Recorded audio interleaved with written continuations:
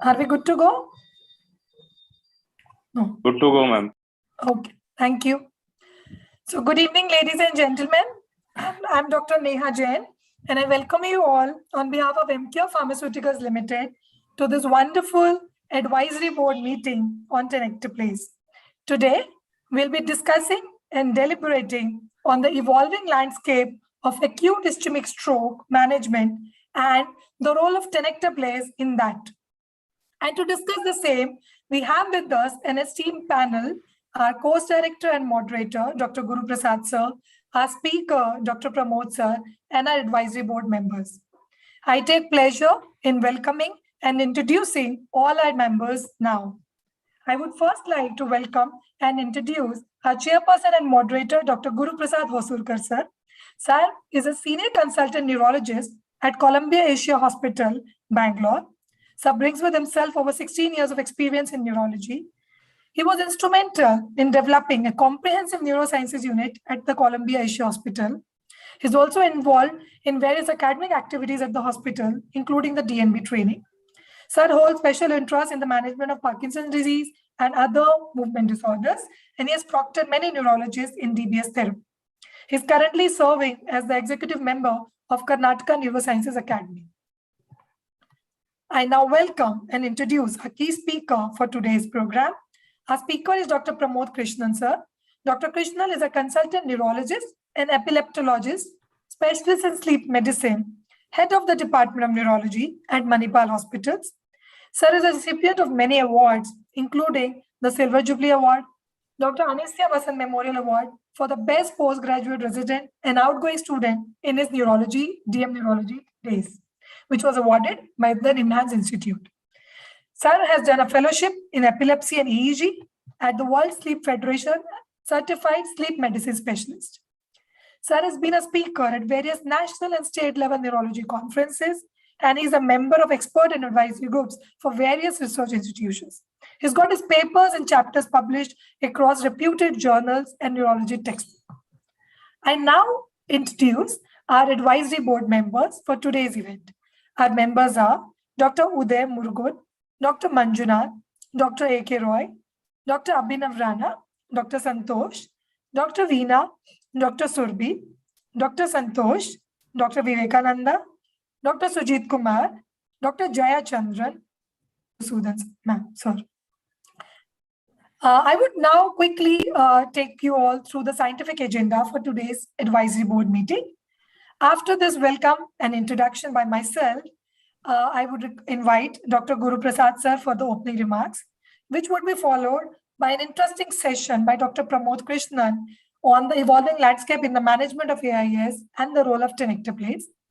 After that, we'll open the panel for discussion among the advisory board members, and we'll conclude by the concluding remarks by our chairperson and moderator, Dr. Guru Prasad sir, and then the vote of thanks by Emcure Pharmaceuticals Limited. With this now, I once again welcome and thank you all for joining us here today. And I would now request Dr. Guru Prasad sir to give us his opening remarks and give us the brief overview of the program. Thank you, Dr. Neha. At the outside, I would like to thank Emcure Pharmaceuticals for having this ad board meeting today virtually.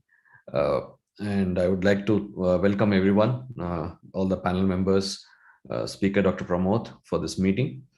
So I think in last 2-3 years, I think we had new challenges never seen before because of the COVID pandemic. And we need to pat ourselves as a neurology community because we were in one of the people who visited emergencies without missing any acute stroke patients, and we took care of them. I think I can vouch for all the, and by the way, we are also Manipal Hospital, Yeshwantpur. We are no more Columbia Hospital. We are Manipal Hospital, Yeshwantpur. So I and Pramod are now colleagues in the same organization.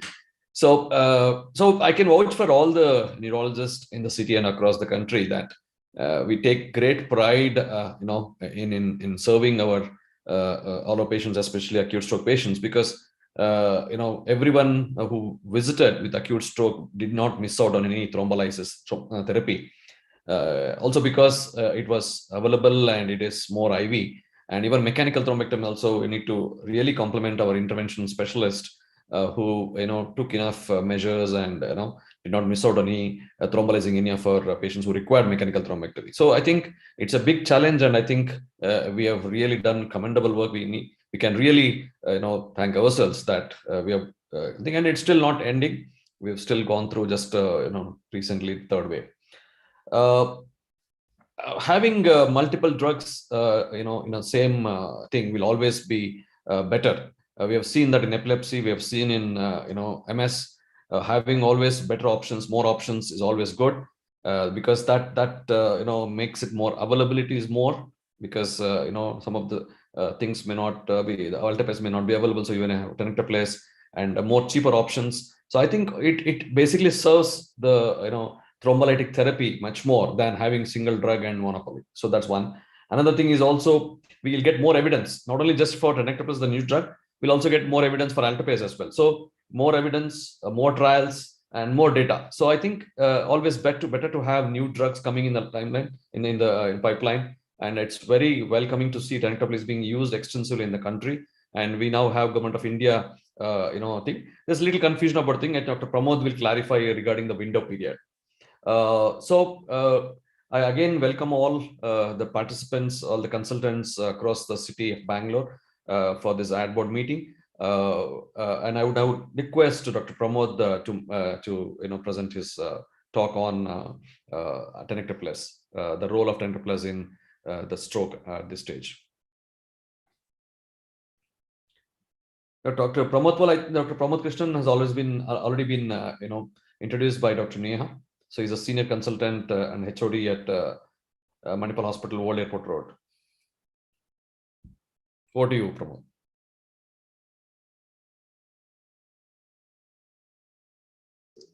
Okay, I'm audible, no? Am I audible now?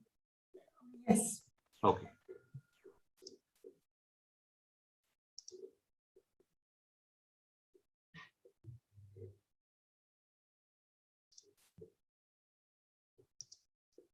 So thank you all.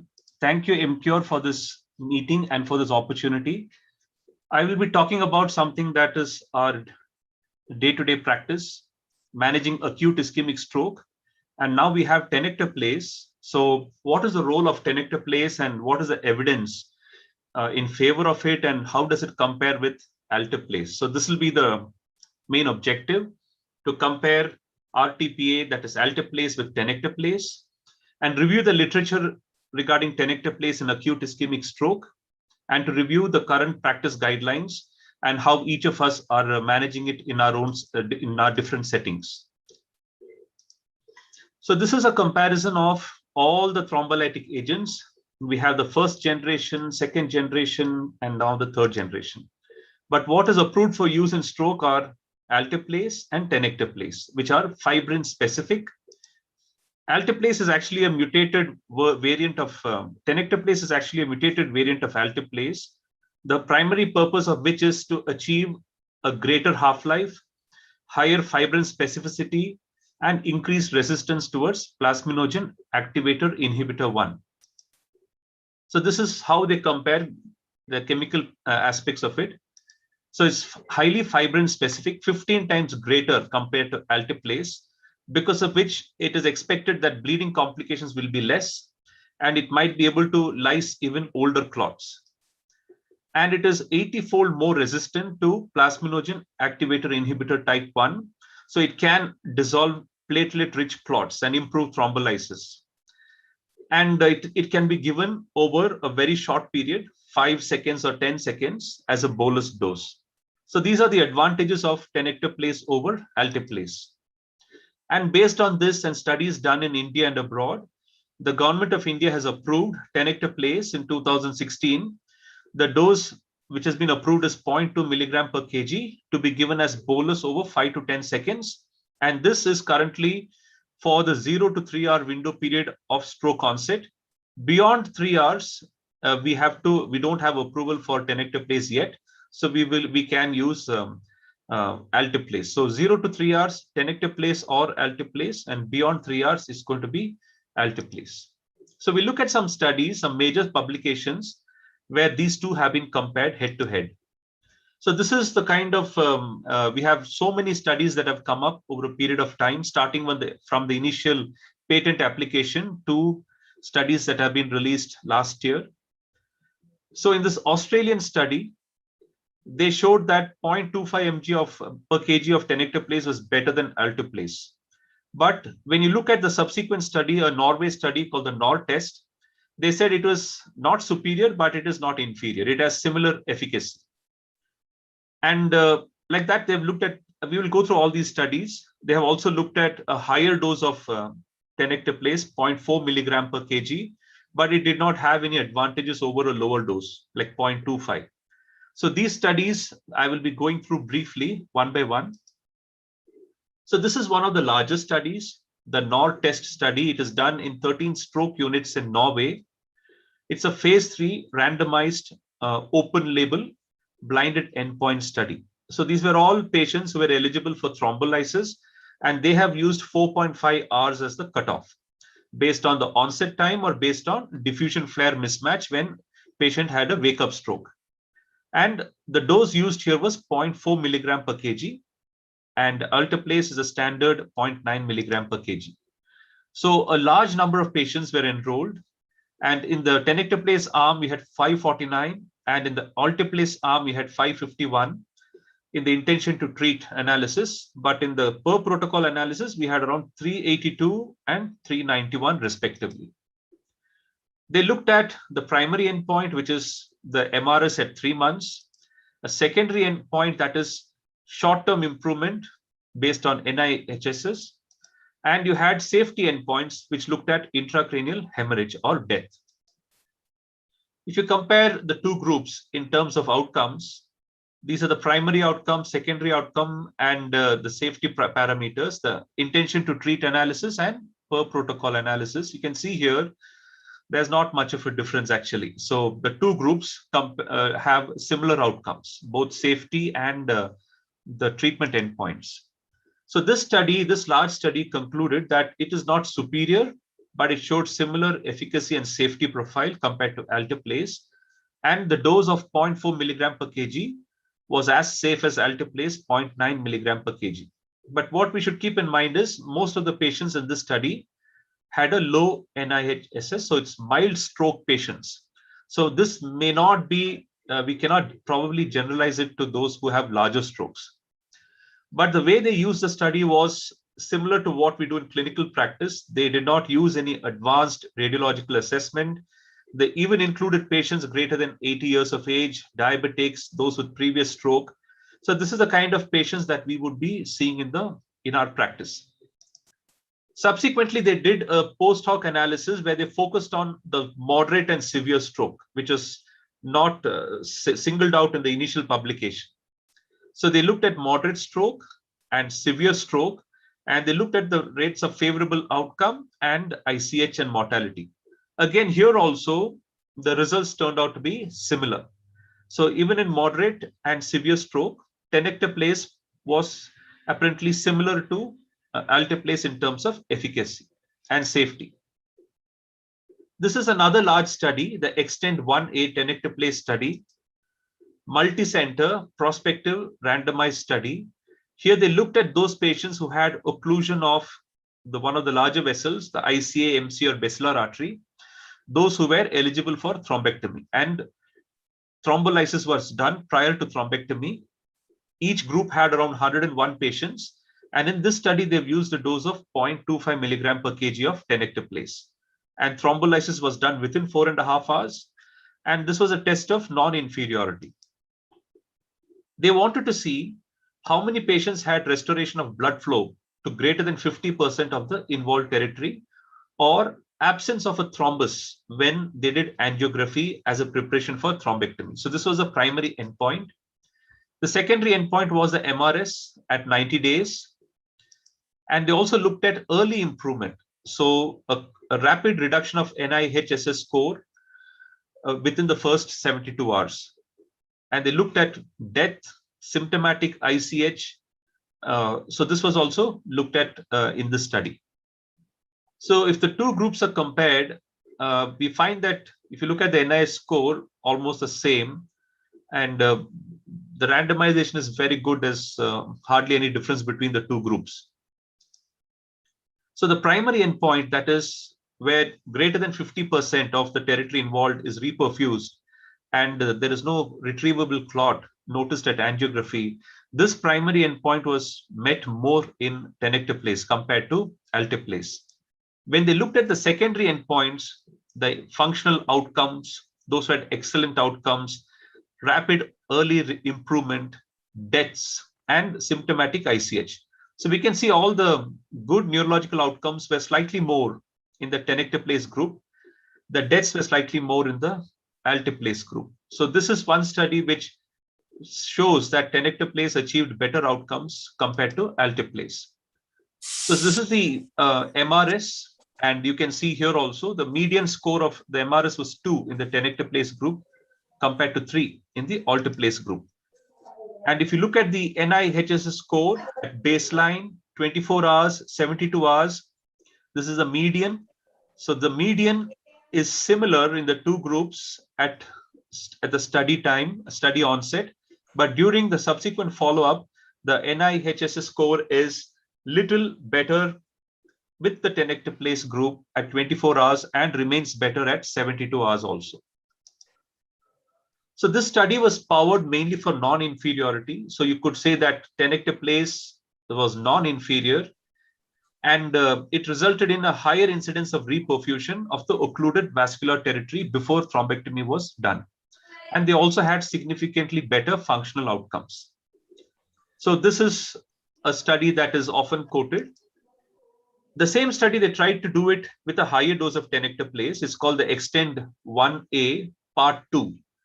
Instead of 0.25, they tried 0.4 milligrams and compared it with 0.25 to see whether it was superior. So in this study, there was no advantages of 0.4 milligram compared to 0.25. So there was neither any improvement with respect to efficacy or safety. So we can see here the primary, secondary, and safety outcomes, no difference between the two groups. And here also in the MRS also, no significant difference between the two groups. So 0.4 milligram, not better than 0.25 milligram. This is another study, just briefly, it's the ATTEST study. This is also comparing the two, alteplase and tenecteplase, within 4.5 hours of onset. No difference was noted in the two groups, but they felt that the fact that you have to give a bolus for alteplase and then you have to initiate an infusion which goes on for another hour, that protocol had some lapses with respect to efficacy compared to giving a bolus of tenecteplase. Subsequently, all these studies were combined and a meta-analysis was done. So 5 trials which had around 1,500 plus patients were looked at, and the baseline NIHSS was 7, and the dose of alteplase was 0.9 in all these studies, but the tenecteplase dose was variable ranging from 0.1, 0.25, and 0.4. So these are the major studies. If you look at this, the NORTEST study contributes 1,100 patients to this meta-analysis. So it's the bulk of the patients are from this study. And this study basically involved milder stroke patients. So in this meta-analysis, tenecteplase turns out to be non-inferior to alteplase with respect to safety and efficacy. But we have to keep in mind that large contribution came from one study which used milder stroke patients. So we have to keep that in mind. And the most commonly used dose was 0.25 milligram per kg. In this, these are all large vessel occlusion, but mainly involving the anterior circulation. What about basilar artery occlusion? So they have tried to take patients from each of these studies to see what happens to those patients who had basilar artery occlusion. So the number is actually very small. If you look at the tenecteplase group, where tenecteplase was administered in basilar artery occlusion, very small number of patients. And there is a registry called the Batman registry, basilar artery treatment and management registry. Even there also, the tenecteplase is not used much in basilar artery occlusion. But even then, with these tiny numbers, when you analyze, you find that 5 out of 19 patients in the tenecteplase group had substantial reperfusion, which was significant compared to alteplase, which was only 7%. 6 out of 91 in the alteplase group and 5 out of 19 in the tenecteplase group. So this was significant. And subsequent outcomes also not much of a difference. So there appears to be a trend that tenecteplase in basilar artery occlusion might have better reperfusion outcomes compared to alteplase, but the numbers are really small and larger studies would be required. Another point that came up during this COVID time is the advantages of thrombolizing patients with COVID. The fact that you could give a bolus over 5-10 seconds and then the monitoring could be handed over to the nursing team. The doctor, the neurologist need not really be there. Whereas if it's alteplase, you need to spend more time with the patient. So in a way, tenecteplase allows us to minimize the period of exposure when you're treating a stroke with COVID. Now, there have been quite a few Indian studies on tenecteplase. So this is a list of some of the major studies. So in Indian study, in this study, the initial study that was done, 0.2 milligram was used, found to be safe, effective, and on the basis of that, approval was also obtained. And in Kameshwar Prasad's group, that study showed that the early improvement is much better with tenecteplase. And we have the 10-wall study from Rajagiri Medical College in Kerala. They also showed that it appears to be an equal alternative to alteplase.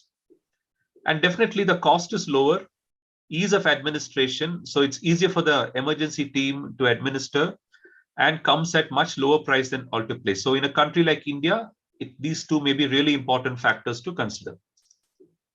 So this is the 10-wall study from Gigi Kurutukulam's team in Rajagiri Medical College. So it was a single center study. They looked at primary efficacy outcome, which is MRS of 0 to 2 at the end of 3 months. And they also looked for any symptomatic ICH. They took 120 patients, 55 received tenecteplase and 65 received alteplase. They used the approved dose of 0.2 milligram per kg of tenecteplase. And those who had large vessel occlusion subsequently were taken up for thrombectomy. So they looked at recanalization before mechanical thrombectomy, any intracranial bleed during the hospital stay, symptomatic ICH, and MRS at 3 months. They did not find any statistical difference between the two groups. So no significant difference with respect to safety and efficacy. This is Minu George's paper where they compared the two. And this is the comparison of the two groups. You can see that the immediate favorable outcome is much higher in the tenecteplase group. The large vessel recannulation is very poor in both the groups. So very difficult to analyze that. A lower NIH-SS at discharge was seen more with the tenecteplase group, but not statistically significant. So with regards to side effects and all, not much of a difference. So there appears to be some better improvement initially when you give tenecteplase, but at 3 months, not much of a difference. This is another study from India itself looking at tenecteplase. And this is one of the, there are two studies that are basically dose determining study. We know now that 0.2 mg per kg is what is approved, and that is what is recommended by the Drug Control General of India. So based on all these studies that have been published over the last few years, we now have a revision in the stroke management guidelines by AHA and ASA, where they have suggested that it may be reasonable to choose tenecteplase at 0.25 mg per kg, not exceeding 25 milligram, over IV alteplase in patients without contraindications for thrombolysis and who are eligible to undergo mechanical thrombectomy. So it can be considered as an alternative, is what they have suggested. And there's also a second recommendation where it is shown that it's administered at 0.4 milligram per kg, not proven to be superior or non-inferior to alteplase, but might be considered as an alternative for those with minor neurological impairment and no major intracranial occlusion. So we have two types of recommendations here. To summarize, when you look at efficacy, tenecteplase, based on most studies, is non-inferior to alteplase, and we can't say that alteplase is superior to tenecteplase. And neurological improvement initially in the first few hours and at 3 months may be better with tenecteplase as per some of the studies. When you look at safety, there is no difference statistically, but there is a trend towards lesser bleeding complications with tenecteplase. And this could be because of the pharmacological factors, that tenecteplase is more fibrin specific, it's more resistant to plasminogen activator inhibitor 1, and has a longer half-life. Definite advantages when it comes to administration is just a bolus injection over a few seconds without any infusion pump. And therefore, the door to thrombolysis completion time is definitely less. And cost also is much less compared to alteplase. So with this, I would like to open the forum for discussion. What are the panelists' view regarding the current clinical data, and what is their practice with regard to tenecteplase, and how do they see tenecteplase when there is large vessel occlusion or when it's a more severe stroke, and what to do if a patient presents between 3 to 4.5 hours? Would you consider tenecteplase, or you would go by the current recommendation of using alteplase? And comments regarding the ease of use of tenecteplase when compared to alteplase. And in the end, should we be using tenecteplase instead of alteplase in most of the clinical situations that we face? Thank you.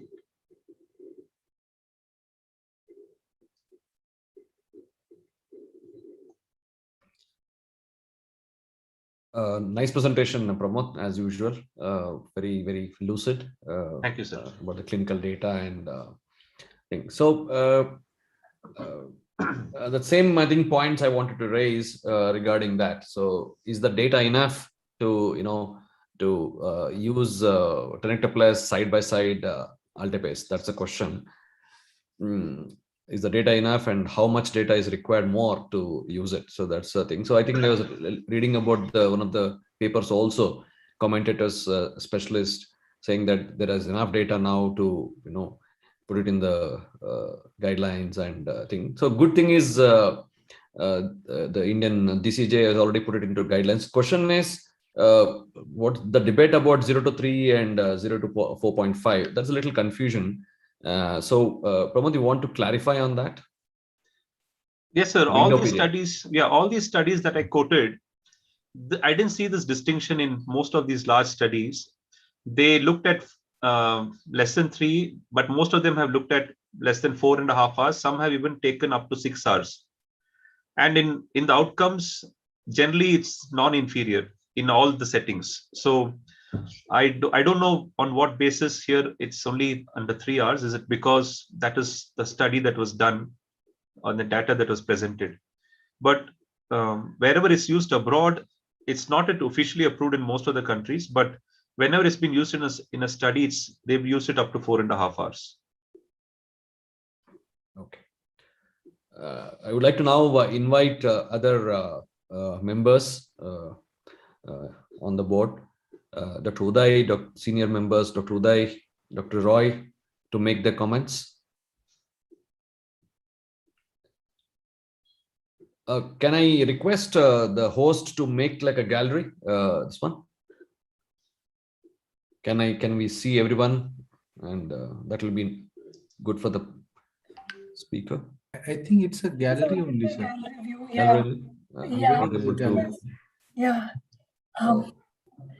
We would request our dear doctors and advisory board members, if you can just please put on your videos. We have opened the panel for discussion. We would like to discuss on the various touch points and the questions. Thank you, Dr. Sujit, that Dr. Pramod just mentioned. Over to you, Dr. Guruspal. I think Dr. Sujit is here, and we'll slowly have other panelists. Yeah, so I will request Dr. Sujit can make comments on his experience with tenecteplase and where does he place vis-a-vis alteplase, and how does he use it in his practice? I think Dr. Pramod has made an excellent presentation summarizing everything. So the thing is that Tenectase has this advantage that it is supposed to be a very powerful fibrinolytic. Number one. Number two, in a country like ours, cost is an important factor. That and the fact that it can be given as a rapid bolus, I think these three are the key points that we should take home from this presentation. And so we do use Tenectase very often in those patients who are can't afford. We have used Tenectase in COVID also, as Dr. Pramod pointed out. The time for monitoring is lesser. You don't really have to monitor as closely because it's not an infusion. So these are some key points. We can use Tenectase. We have been using Tenectase in acute stroke where there is no large vessel occlusion. What are your thoughts on this matter, Dr. Gurprasad? No, most of the times I have used patients who are going for mechanical thrombectomy. Most of the time, my usage has been less, definitely, but I've been used in patients who are have large vessel occlusions, COVID, non-COVID in last 2-3 years, who are waiting for mechanical thrombectomy. Those are the kind of patients I've used. I've been a little bit careful about the window, but Dr. Pramod has already clarified a lot of trials thing. But I think the guidelines should probably get changed so that there is a legal thing also. So Emcure can work on that and make sure that we have, because if there is a difference between window period, then a lot of some of the centers, some of the physicians may feel it a little difficult to use it across the board. And even for the guidelines, we have a hospital guideline, so we can't have different guidelines for 0 to 3 and 3 to 4.5. I think if it is clear, then you can use either of them. That's one thing. So so far my usage has been in that type of situation where there is a large vessel occlusion and waiting for mechanical, and so far so good response outcomes in terms of thing. So now I would like to invite Dr. Vivek. You want to make comment?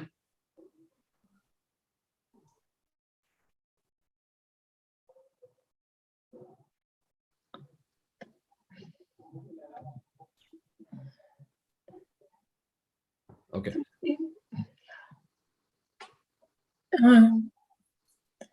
Maybe Dr. Manjunath or maybe Dr. Manjunath.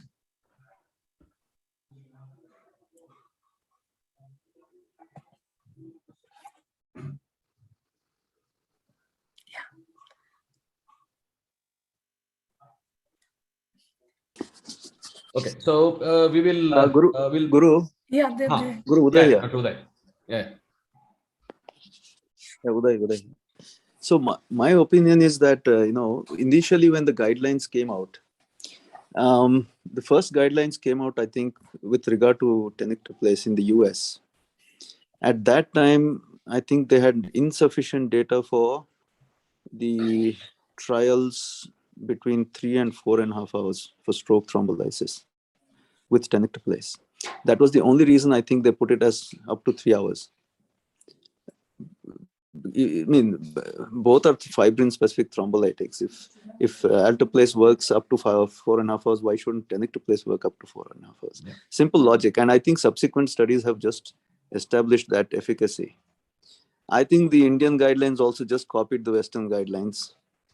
Initially, there were no sufficiently large trials which showed Tenectase's efficacy up to 4.5 hours. But I think that's all old hat now. I think it's been well proved. So our experience has been that we use Tenectase even up to 4.5 hours, beyond 3 hours. And I think the results have been fairly good, maybe better. And I think we've had less bleeding complications. I mean, we've used alteplase for many years and now we've been using Tenectase. I think we can definitely vouch for the fact that we have seen less hemorrhagic complications.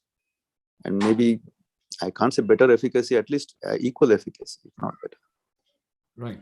So I think related to that, I think Dr. Neha and her team have shared this thing regarding. Could I share, sir? I'm sharing, sir. I'm sharing. Can you share that? This is the recent.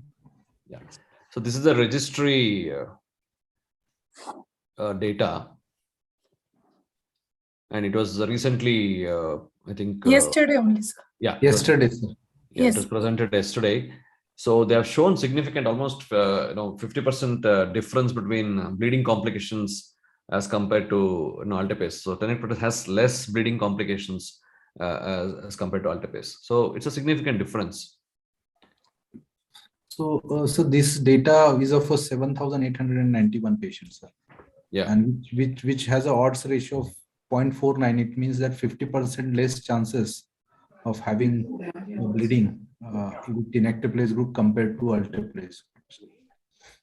And in fact, if you see, sir, the patients who are in tenectase group were slightly a higher age with higher NIHS score, which was statistically. So there's a difference between this, and it was more negative to the tenectase. Despite that, there's a less chances of bleeding in tenectase group compared to alteplase. Okay. And coming to, sir, 4.5 hours, we are really working for 4.5 hours. So we may recent get the, we are working on that. But the approval of Indian regulatory agency is based on the phase 3 clinical study done by Genova and submitted in 2016. And at that time, it was only 3 years, and that's why it has carried forward. But in internationally, we have seen Dr. Krishnan sir has presented that all the data is up to 4.5 hours. Right. And sir, the dosage is also approved 0.2 in India because our study had that dosage. However, if we look at all the global evidence, even the recent evidence, they all are endorsing tenectase with that 4.5 hours. And and most of our Indian neurologists, even with the 0.2 doses, they have found excellent results. So, yeah. Right. So now I would like to invite Dr. Madhu, give thoughts on there are points to ponder which the Emcure wants to discuss. So question about what have you done in terms of your changes in your ER radiology to reduce the door to needle time. So that's I think the important point. Whatever drug we use, I think unless we work on the reducing the door to needle time and get down to less than 30 minutes, then the outcomes will be always a problem. So I think that's a very important point. I think we all should strive as neurologists to make this door to needle time as less as possible. Dr. Madhu?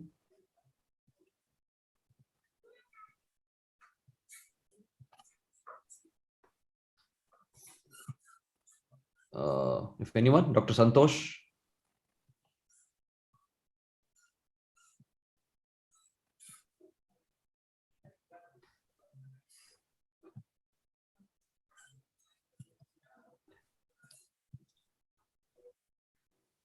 Hello. Madhu. Sir, Welcome. Dr. Madhusudan here. Yeah. Yeah. Go ahead. You heard the question, Yeah, Madhu? actually, yeah. Now, can you repeat it? Yeah. Basically, what are the things you have adopted, changes in your hospital to improve the door to needle time? Yeah. See, recently we were doing an audit in our hospital just to see what are the things we are going to improvise in the things. See, whenever we move from one hospital to the another, there is one more thing for a neurologist to train the staff from emergency till the ICU. See, what we have done now is we have started the educative things to the emergency physicians and also to the emergency nurses, because they should know when the patient comes with a stroke, how they have to triage the patient. Similarly, what they do for the trauma. The triaging is also very important for the stroke patients.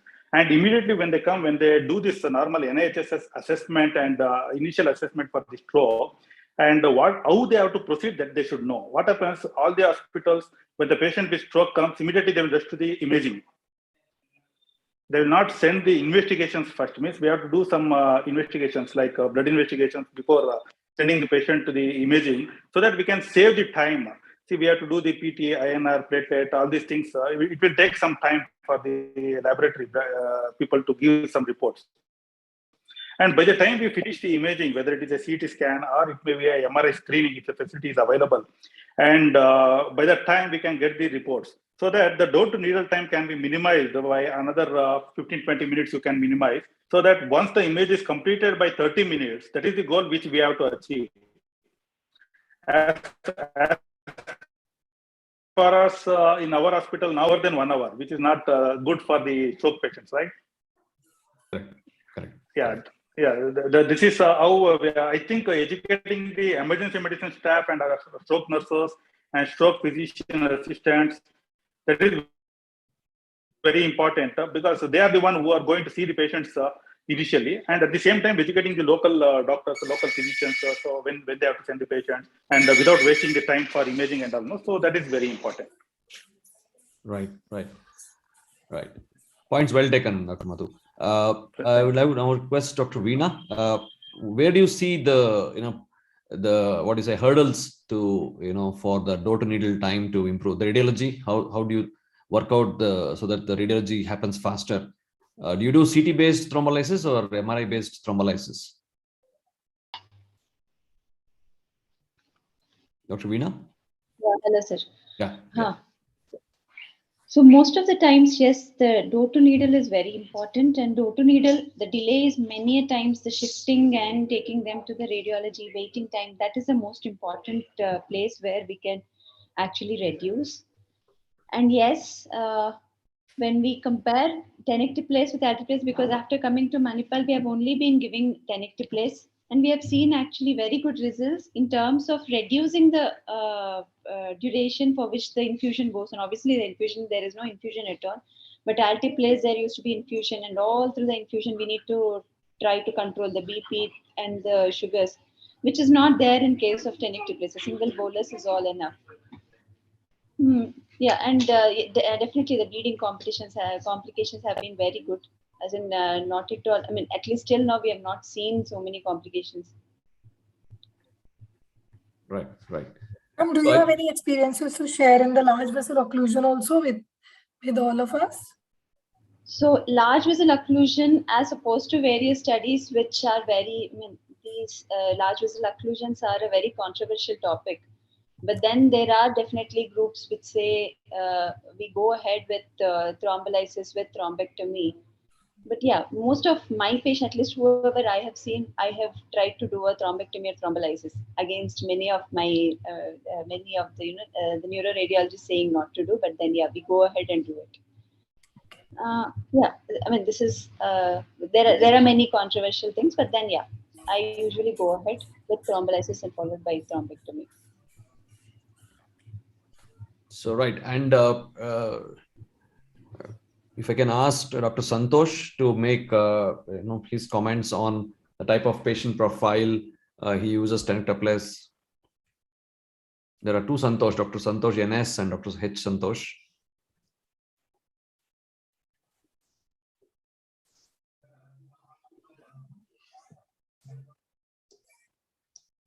Their experience with Tenectase and ease of use and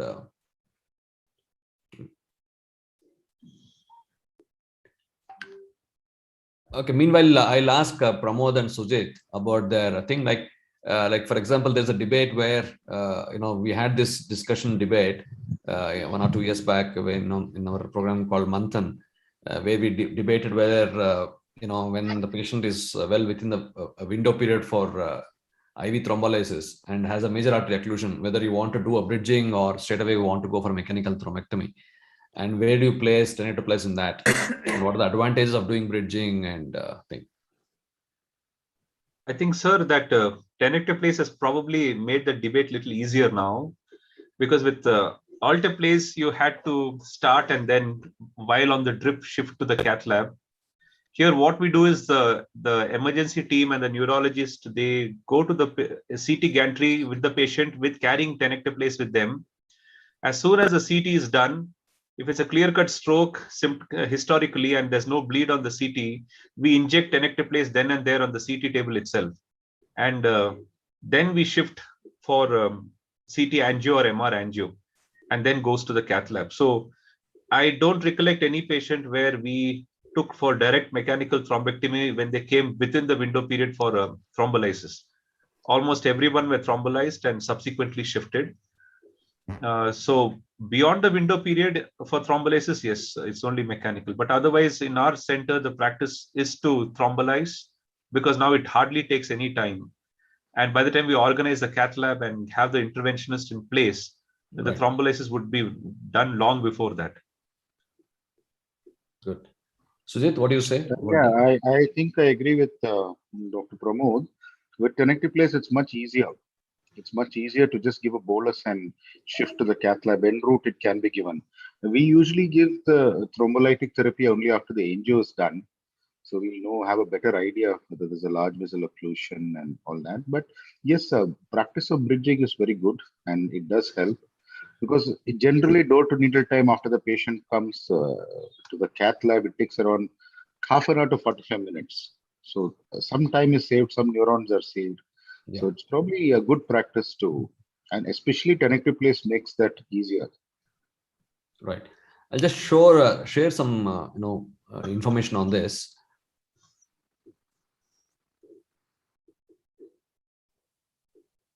Yeah. So this is one of the presentation I made, and just talking about the advantage of bridging thrombolysis. I think Tenectase really scores in this. So sometimes when you do that, and when the patient is taken for cath lab, you know that around 5 to 10% is already thrombolyzed. So that's an advantage. So when you put in a catheter and take the first angiogram shoot, already 5 to 10% is already thrombolyzed. So that's an advantage, that so you're not wasting the time. The other thing is definitely it helps mechanical thrombectomy, because thrombus gets softened and you have a higher rate of reperfusion when you do a bridging.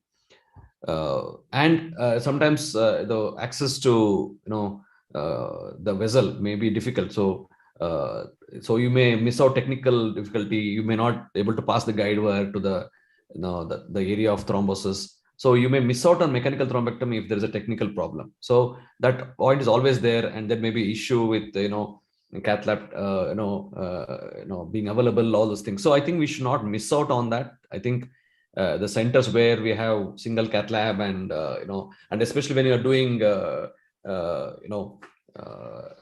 moving from one center to another center, but it always consider bridging rather than doing directly mechanical thrombectomy.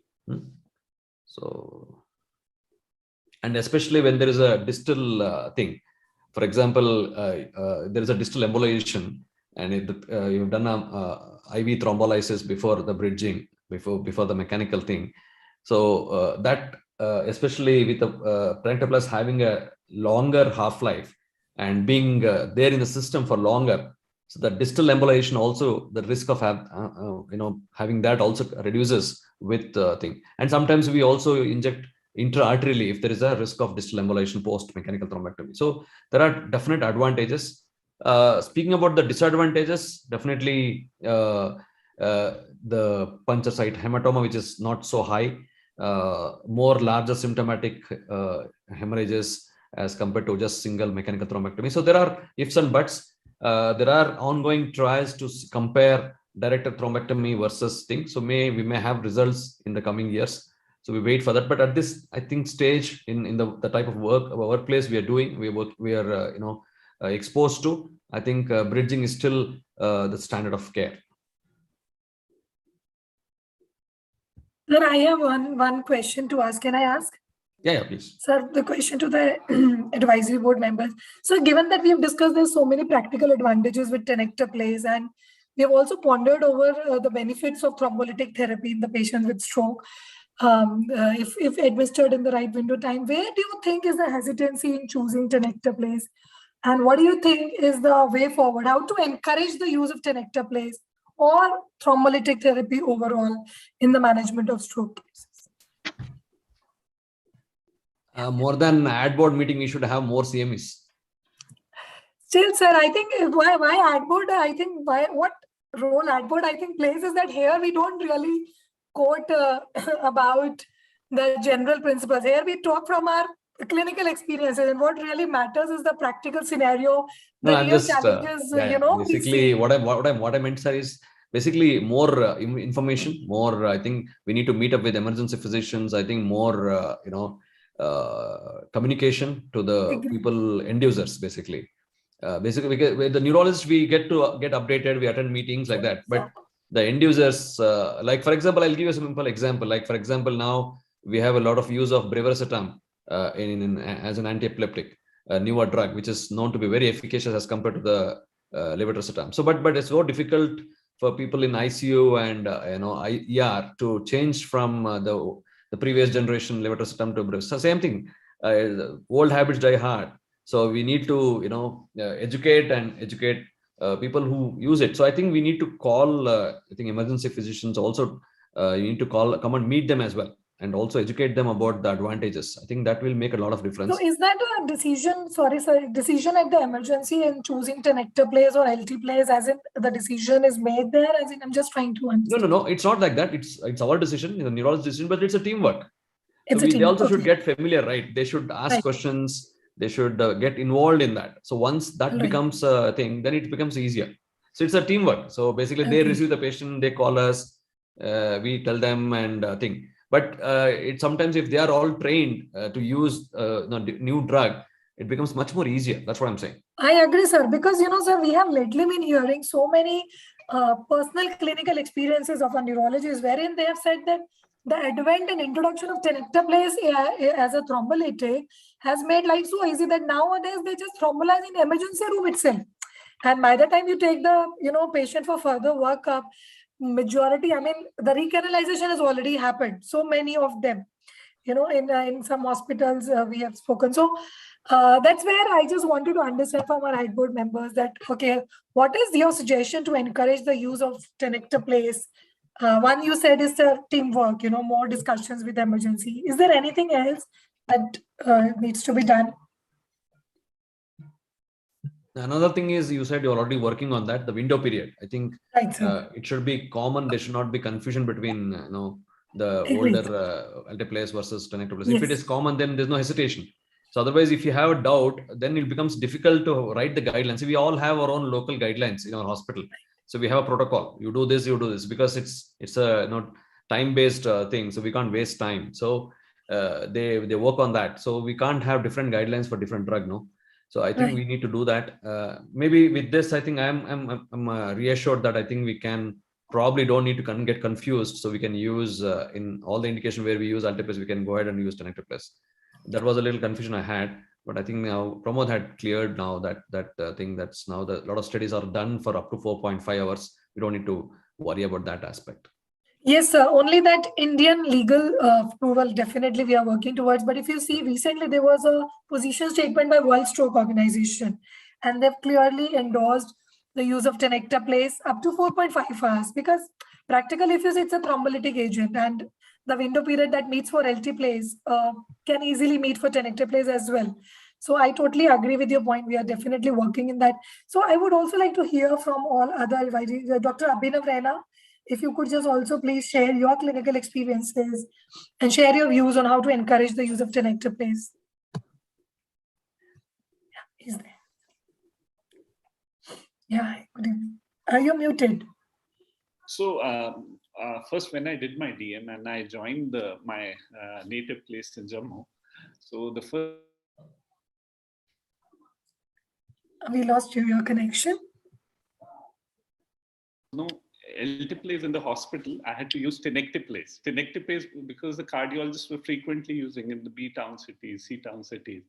So immediately I had to use the Tenectase. The patient had come. Tenectase definitely, if you the ER staff is comfortable in terms of they've been using in the cardiology, the acute MI setup. So I don't think there is hesitancy. I think it's just the change of guidelines that is required. Door to needle time is definitely more and more awareness of the stroke in the window period, and streamlining the door to window times, like making it faster and faster. I think it's just that we as neurologists have been trained into Alteplase.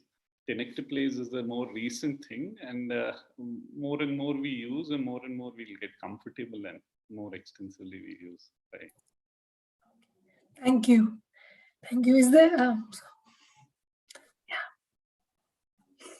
Sir, over to you, sir, Guru sir. If you would like to hear from other ad board members as well. Yeah. Anyone else wants to make any comment or share their experience? Uday?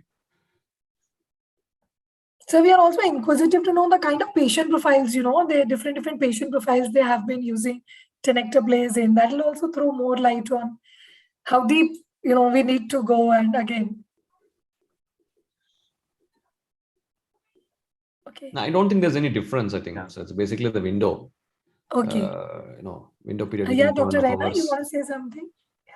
Essentially, the size of the thrombus, the large vessel occlusions, basically, it's been proven more than 8 mm the size of a thrombus. Thrombolysis really doesn't recanalize. It's the more distal, smaller M3, M2 distal, M2 and M3 vessel occlusions where you thrombolize and you get a very high recanalization rate and a definite benefit. It's the distal M2 occlusions where you are thrombolizing and are also considered for mechanical thrombectomy. There's a good chance by the time they are in the suit and you do a DSA, the vessel is also recanalized already. So bridging thrombolysis is a must, and both large vessel as well as smaller minor infarcts where mechanical, the bridging is beneficial. I still remember a very vividly a case. There was a large vessel occlusion. By the time the patient had gone to the cath lab, it was already dissolved and recanalized. No mechanical was required. You end up saving the cost of a mechanical thrombectomy. Thank you. Thank you for sharing that. That's really heartening to know.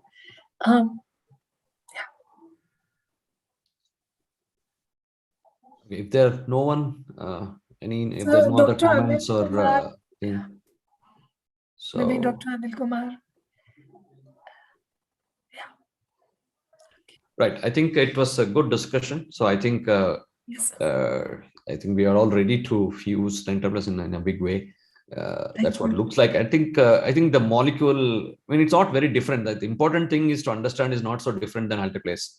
Right? It's tinkered molecule of thing. So genetically engineered molecule and much more specific, fibrin specific, longer half-life, plasma half-life. And so there are advantages. I don't think there's any disadvantage that comes. Just that the evidence needs to reach that eventual thing. So it will come eventually. So I think we've been using a lot of molecules like that with good enough evidence now.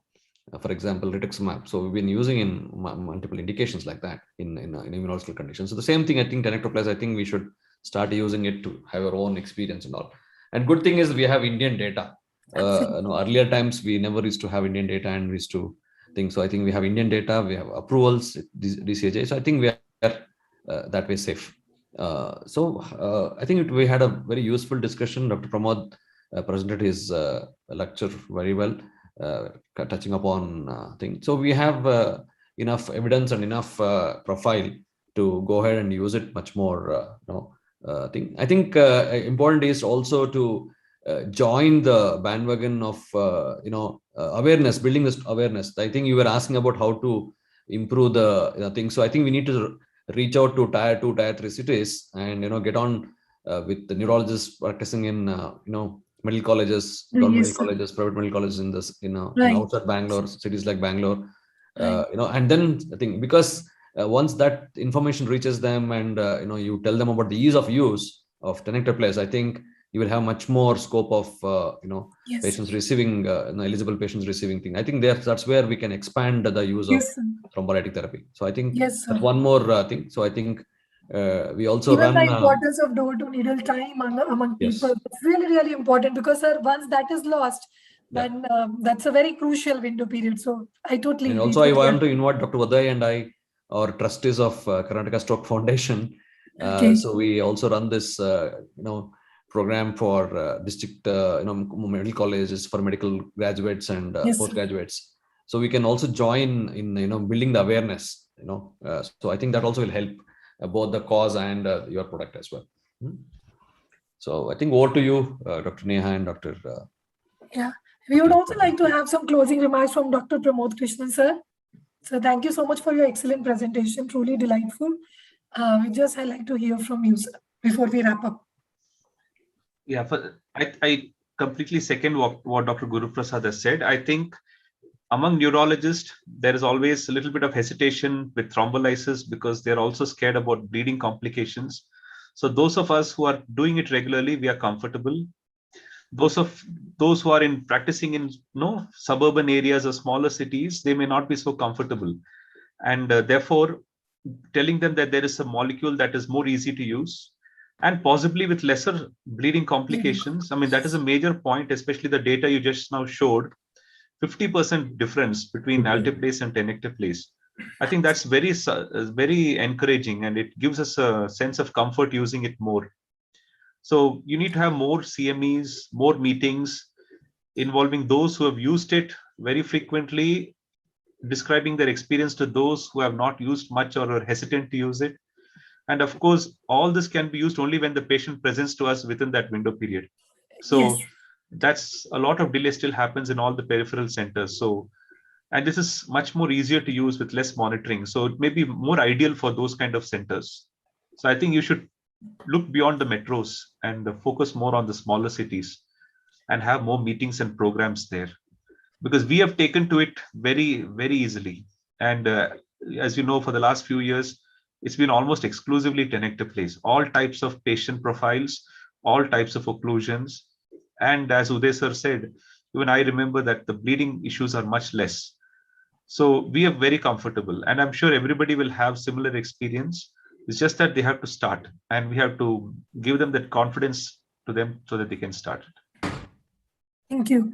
So actually, sir, you're very correct. And as Dr. Guru Prasad sir also said, that old habits die hard.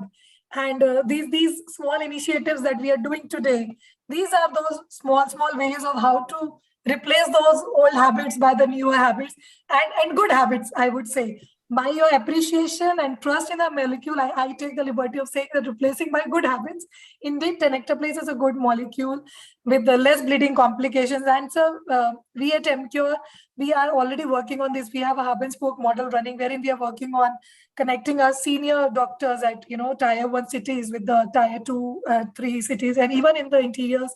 And we are trying to just create more and more awareness, because intervention is not only required in just building a trust on tenecteplase. The first intervention is required in building a trust on the thrombolytic therapy itself, in getting the first patient to the hospital to be eligible for thrombolysis, and then choosing the right molecule. So at every level, those interventions we at Emcure are doing. And I would now request our director, Dr. Swami sir, to give a vote of thanks, and we'll call it a day.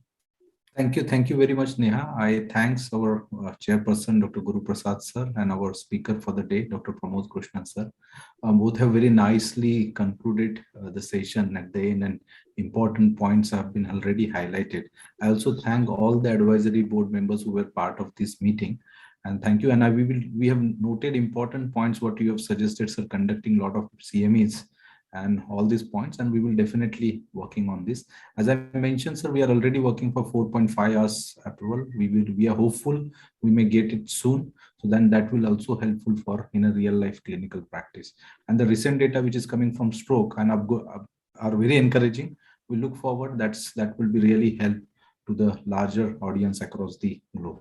With these notes, let's stop here, and we can catch up some another day with some new meeting. Thank you very much. Thank you. Thank you, sir. Thank you for your time. Bye-bye and good night. Thank you, sir. Thank you. Thank you, Dr. Sujit. Bye. Thank you. Thank you.